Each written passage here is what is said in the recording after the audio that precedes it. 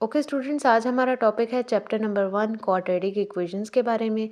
Exercise 1.1 आज हम start कर रहे हैं। क्वेश्चन नंबर 1 हमारे पास है। क्वेश्चन नंबर 1 की स्टेटमेंट आप सबको पता है, आप सबके पास बुक्स अवेलेबल है, नहीं है तो सुन लें। क्वेश्चन नंबर 1 है हमारे पास, write the following equations, linear equations into standard form of quadratic equation and also point out the pure quadratic equation. यानी कि आपने इसको क्वाड्रेटिक इक्वेशन की, अभी यहाँ से देखने में तो ये लीनियर लग रही है, ठीक है, लेकिन ये लीनियर इक्वेशन नहीं है। जब हम इसे सॉल्व करेंगे, सॉल्व का मतलब क्या है, ब्रैकेट का मतलब क्या होता है, मल्टीप्लिकेशन, यानी कि आपको इसे मल्टीप्लाई करके सॉल्व करना होगा। ठीक है, आप इसे सॉल्व करके जो स्टैंडर्ड फॉर्म है क्वाड्रेटिक इक्वेशन की, जो हमारे पास है ax² plus bx plus C is equals to 0 when there is a is not equal to 0, इसे हम standard form of quadratic equation कहते हैं। ठीक है, आप लोग अगर मेरे चैनल पे नए हैं तो आप लोग जाके चेक कर सकते हैं, quadratic equation, pure quadratic equation, सब पे सेपरेट वीडियोस हैं। ठीक है, वहाँ से आप उसकी डेफिनेशन पहले टैली कर लें, फिर एक्सरसाइज पे आएँ। ठीक है, अब यहाँ पे स्टैंडर्ड क्वाड्रेटिक इक्वेशन मैंने आपको बता दी। इसी तरह से हमारे पास होती है प्योर क्वाड्रेटिक इक्वेशन। अब प्योर क्वाड्रेटिक इक्वेशन और स्टैंडर्ड क्वाड्रेटिक इक्वेशन में क्या डिफरेंस है? दोनों में डिफरेंस सिर्फ इतना है कि प्योर क्वाड्रेटिक इक्वेशन में जो बी एक्स, जो मिडल टर्म है, वो नहीं होती। ठीक है, उसे हम प्योर क्वाड्रेटिक इक्वेशन कहते हैं। फॉर एग्जांपल x² + 1, इसमें देखें एक्स वाली टर्म नहीं है, इट मीन्स एक्स वाली टर्म इसमें ज़ीरो होती है, बी जो कोफिशिएंट है उसका वो ज़ीरो होता है। ठीक है, तो वो उसे हम कहते हैं pure quadratic equation. Pure quadratic equation की कंडीशन ये होती है कि a is not equal to 0, क्योंकि अगर a ही 0 हो गया तो वो क्वाड्रेटिक इक्वेशन ही नहीं बचेगी, क्योंकि पावर 2 वाला वेरिएबल ही ख़त्म हो जाएगा। और b जो हम बात कर रहे हैं मिडिल टर्म की, मिडिल टर्म का जो कोफिशिएंट है, ठीक है, उसकी होती है कि कंडीशन के वो b जो है वो इक्वल टू 0 होना चाहिए। इस तरह की चीज़ आपको MCQs में पूछी जा सकती है, जो कंडीशन है प्योर पे और क्वाड्रेटिक इक्वेशन पे। ठीक है, अच्छा, अब इस क्वेश्चन की बात करते हैं, इसको हमने सॉल्व कैसे करना है। ठीक है, बहुत ही सिंपल क्वेश्चन है स्टूडेंट्स। हमने क्या करना है, सॉल्यूशन पे जाना है। सबसे पहले हम क्या करेंगे, हम हर टर्म को जो है वो मल्टीप्लाई कर लेंगे। ठीक है, मल्टीप्लिकेशन रूल सबको पता है। अगर ये पहला फैक्टर है मेरे पास x+7, ठीक है, इसमें पहली टर्म क्या लिखी हुई है, x लिखी हुई है, तो x सिंपली पहले x से मल्टीप्लाई होगा, फिर x-3 से मल्टीप्लाई होगा, उसके बाद 7x से मल्टीप्लाई होगा और 7-3 से मल्टीप्लाई होगा। ठीक है, इसको आप इस तरह से भी लिख सकते हैं, x+7 और इज इक्वल टू के दूसरी साइड पे -7 एज इट इज़ रहेगा। x into x x², x into 3 -3x, +7 into x +7x, 7 into 3 -21। अब सिंपली मैं इसको सॉल्व कर लेती हूँ।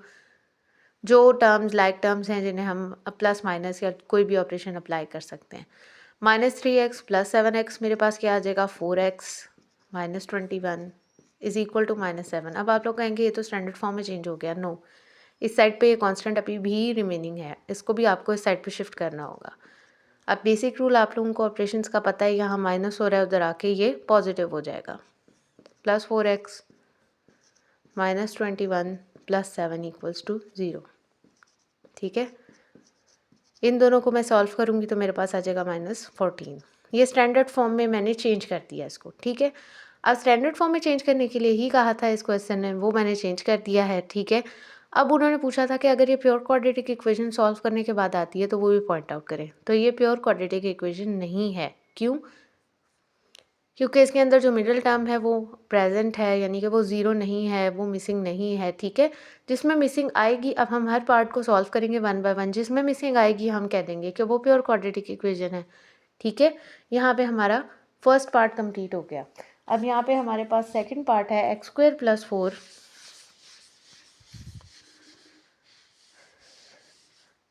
x² + 4 by 3 -x/7 = 1। ठीक है, अब इसके अंदर आपके पास फ्रैक्शन आ गई। ठीक है, अब फ्रैक्शन का क्या करें?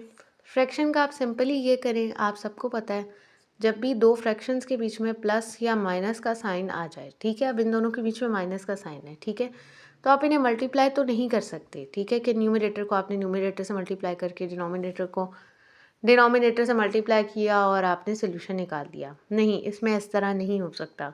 इसमें आप क्या करेंगे, आपको पहले एलसीएम लेना पड़ेगा इसका। 3 और 7 का एलसीएम, अब 3 और 7 जो है वो रिलेटिवली प्राइम है, यानी कि इसका मतलब आप सबको पता है इनका जीसीडी 1 होता है, ये दोनों सेम टेबल में नहीं आते। तो ऐसे नंबर्स का एलसीएम इनका प्रोडक्ट होता है। 3 7 आर 21। ठीक है, 21 को आप 3 से डिवाइड करें, क्या आता है आपके पास 7। 7 को आप मल्टीप्लाई कर दें एक्स स्क्वायर प्लस 4। ब्रैकेट क्यों लगाई है मैंने, क्योंकि ये इन दोनों टर्म से मल्टीप्लाई होगा। उसके बाद नेक्स्ट स्टेप में आप 21 को 7 से डिवाइड करेंगे। ठीक है, ये बेसिक स्टेप है, ये बेसिक रूल है एलसीएम लेने का। उसके बाद आप डिवाइड करेंगे, 3 आएगा, -3x इज इक्वल टू 1। अच्छा, अब नेक्स्ट स्टेप क्या है, आप इसको सॉल्व करेंगे। 7x square plus 28 -3x divided by 21। अच्छा, अब आप लोगों को लग रहा होगा कि स्टैंडर्ड फॉर्म में चेंज होता जा रहा है। ठीक है, क्योंकि हमने इसको जो है वो एक्सपेंड कर दिया है। अब मुझे क्या करना है, अब ये 21 नीचे लिखा हुआ है, स्टैंडर्ड फॉर्म में तो फ्रैक्शन में नहीं लिखा होता, तो आपको इसको ख़त्म करना होगा। आप क्या करेंगे, 21 को दूसरी साइड पे शिफ्ट कर देंगे, तो आपके पास आ जाएगा 7x square plus 28 -3x is equal to 21। कैसे आ गया 21, 21 उधर जाके 1 से मल्टीप्लाई हो गया, क्योंकि हमें रिवर्स ऑपरेशन का पता है, जो डिवाइड हो रहा है उधर जाके मल्टीप्लाई हो जाता है। ठीक है, अब स्टैंडर्ड फॉर्म में अगेन चेंज करने के लिए, जैसे पिछले क्वेश्चन में मैंने देखा 1 को मैं इधर लेके आई थी, नहीं -7 को, उसमें -7 था। यहाँ 21 है तो 21 को हम इधर शिफ्ट करेंगे। 7x स्क्वायर -3x प्लस 28, ये प्लस हो रहा है, इधर आके माइनस हो गया, तो ये आ गया मेरे पास 7x square -3x plus 7 is equals to 0। ये भी स्टैंडर्ड फॉर्म में चेंज हो गया। ये भी प्योर क्वाड्रेटिक इक्वेशन नहीं है। ठीक है, तो इसमें भी आप लोग एंड पे स्टेटमेंट लिखेंगे, this is the standard form of quadratic equation. ठीक है, उसके बाद आ जाएगा हमारे पास थर्ड पार्ट। थर्ड पार्ट में भी हमारे पास फ्रैक्शन है, उसमें भी हमें एलसीएम ही लेना पड़ेगा, लेकिन डिपेंड करेगा कि प्लस माइनस का साइन है या क्या है। x, ये इसका थर्ड पार्ट है, x by X plus 1 plus X plus 1 by X is equal to 6। अब इसमें भी अगेन प्लस का साइन है दो फ्रैक्शंस के बीच में। आप क्या लेंगे, एलसीएम लेना पड़ेगा। अब इसमें नंबर्स नहीं है, आपके पास अलजेब्राइक एक्सप्रेशंस हैं। अब 9th क्लास में आप लोगों ने अलजेब्राइक एक्सप्रेशंस का एलसीएम लेना फाइंड किया होगा। ठीक है, फिर भी मैं ब्रीफली बता देती हूँ। अगर किसी को उस टॉपिक में प्रॉब्लम है तो वो मुझे कमेंट सेक्शन में बता सकता है, मैं सेपरेटली उस पर वीडियो बना दूँगी। ठीक है, लेकिन वो अगर आप लोगों के कमेंट्स में डिमांड आएगी तो फिर ठीक है। और दूसरी बात, आप लोग लाइक करें मेरी वीडियो को, सब्सक्राइब करें और आगे शेयर करें, ताकि जिन स्टूडेंट्स को प्रॉब्लम है या वो कोर्स रिपीट करना चाहते हैं या रिवीजन के लिए उनको ज़रूरत है, तो वो जो है वो मेरी वीडियोस देख सकें। ठीक है, अब इसको प्रोसीड करते हैं। अब यहाँ पे x प्लस 1 लिखा हुआ है और x लिखा हुआ है, सेम समझ लें। जो कॉन्सेप्ट अभी पीछे मैंने नंबर में दिया कि उनका जीसीडी 1 है, यानी कि वो रिलेटिवली प्राइम है, एक टेबल में नहीं आते। उनमें कुछ, इसका मतलब सिंपल ही होता है, उनमें कुछ कॉमन नहीं है। तो अगर हम इन दोनों अलजेब्राइक टर्म्स की बात करें, एक्सप्रेशंस की बात करें, ये x प्लस 1 है, ये x है। ठीक है, इन दोनों में भी कुछ कॉमन ही है। अच्छा, आप लोग ये कह सकते हैं कि x और x तो कॉमन है, नो। ठीक है, कॉमन नहीं है, क्योंकि x, इधर x में 1 हम ऐड कर रहे हैं। ठीक है, ऐड, अब हमें पता तो है नहीं कि x की वैल्यू है क्या, ना हमने फाइंड करनी है इस क्वेश्चन में। ठीक है, लेकिन वो ऐड हो रहा है उसके अंदर, तो वो और चीज़ बन जाएगा, और ये तो सिर्फ सिंपल x है। ठीक है, तो इस तरह से जब ऐड या सब्ट्रैक्ट हो रहा हो ना किसी वेरिएबल के अंदर, तब आप कॉमन नहीं निकाल सकते। वो जब मल्टीप्लाई हो रहा होता, यानी कि फॉर एग्जांपल ये ऐसे लिखा हुआ होता, तब आप कह सकते थे कि x आप कॉमन ले सकते हैं, इन दोनों में x कॉमन है। वो कैसे, क्योंकि ये मल्टीप्लाई हो रहे हैं, इनके फैक्टर बने हुए हैं। ठीक है, फैक्टराइजेशन भी आप सब लोग जानते हैं। फैक्टर का मतलब कि ये दोनों इसके रूट्स बने हुए हैं हमारे पास। ठीक है, लेकिन ऐसा कोई कॉन्सेप्ट यहाँ पे नहीं है, यहाँ पे सिंपल हमारे पास x प्लस 1 ही है। ठीक है, तो इन दोनों में कुछ भी कॉमन नहीं है, तो ये दोनों भी रिलेटिवली प्राइम है, ये समझ लें आप इस तरह से। तो इन दोनों का प्रोडक्ट जो है वो एलसीएम में आ जाएगा। ये आ गया। अब मैं क्या करूँगी, सिंपल उसी तरह से होगा। आप क्या करेंगे, एलसीएम को डिवाइड करेंगे पहले ही फ्रैक्शन के डिनोमिनेटर से, यानी कि x multiply by X plus 1 को मैं डिवाइड करूँगी। मैं आप लोगों को यहाँ पे थोड़ा सा सिंपल से डिवाइड करके दिखा देती हूँ, बहुत इजी है। यानी कि इसके जो ये एलसीएम मैंने निकाला है इसको मैं डिवाइड कर रही हूँ x+1 से। डिवाइड कर रहे हैं तो फ्रैक्शन में ऐसे ही लिखते हैं ना, तो ये वाला कैंसिल हो गया। क्या बचा मेरे पास, x बच गया डिवाइड करने के बाद, ये मैं रेफर कर रही हूँ, ठीक है, x बच गया। अब x को मैं न्यूमरेटर से मल्टीप्लाई कर दूँगी, x multiply by x plus, अब मैं क्या करूँगी, अब मैं एलसीएम को डिवाइड करूँगी सेकेंड फ्रैक्शन के डिनोमिनेटर से। ये एलसीएम है मेरे पास सेकेंड फ्रैक्शन के डिनोमिनेटर जो कि x है, ठीक है, x से कैंसिल हो गया, क्या बच गया x+1। अब x+1 से मल्टीप्लाई हो जाएगा, x क्या हो गया x²। x को आप सिंपल इसमें मल्टीप्लिकेशन होगी जैसे फर्स्ट पार्ट में की थी, x को x से मल्टीप्लाई करेंगे क्या आएगा x², फिर x को 1 से करेंगे क्या आएगा 1x, तो 1 साथ लिखने की ज़रूरत नहीं है, लिख भी दें तो कोई प्रॉब्लम नहीं है। फिर 1 को x से करेंगे 1x, फिर 1 को 1 से मल्टीप्लाई करेंगे 1 आएगा। ये सॉल्यूशन यहाँ पे इनकी मल्टीप्लिकेशन पूरी हो गई।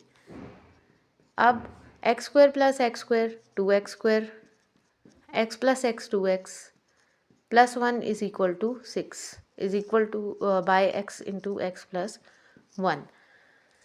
अच्छा, अब इस क्वेश्चन में मैं क्या करूँ, इस क्वेश्चन में मैं ये करूँगी अब कि अब यहाँ आगे मज़ीद सोल्यूशन हो रहा है, ये x+1 से मल्टीप्लाई हो रहा है, ठीक है, मैं इसको मल्टीप्लाई करूँगी, उसके बाद मैं इसको उधर शिफ्ट करूँगी 6 के साथ, यानी कि मैं ऐसे करूँगी 2x² प्लस 2x प्लस 1 को मैं ऐसे ही रहने दूँगी, नीचे x जो है वो x+1 से मल्टीप्लाई हो जाएगा, वो आ जाएगा मेरे पास x² plus x is equal to 6।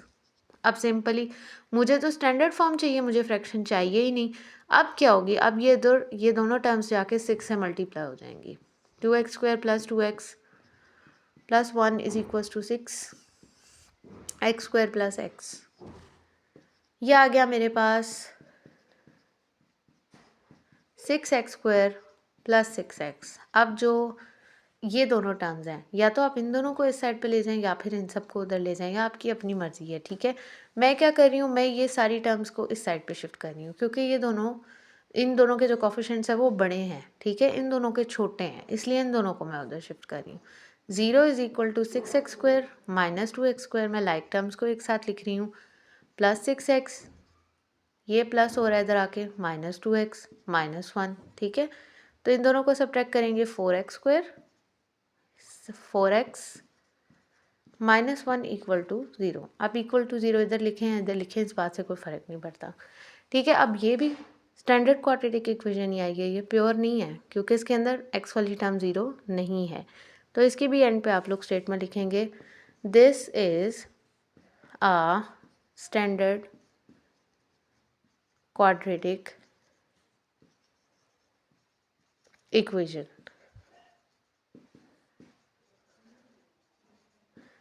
अच्छा, अगर मेरी वीडियो आप लोगों को अच्छी लगी तो इसको ज़रूर लाइक करें, सब्सक्राइब करें मेरे चैनल को, ताकि इससे नेक्स्ट वीडियोज़ जिनमें मैं नेक्स्ट क्वेश्चन एक्सप्लेन करूँगी वो आप लोगों को फ़ौरन से मिल जाए। और ये दूसरे स्टूडेंट्स के साथ, आपके फ्रेंड्स हैं और स्टूडेंट्स हैं जिनको इन टॉपिक्स में प्रॉब्लम है, तो वो उनको भी गाइडेंस मिले, ठीक है। Thank you.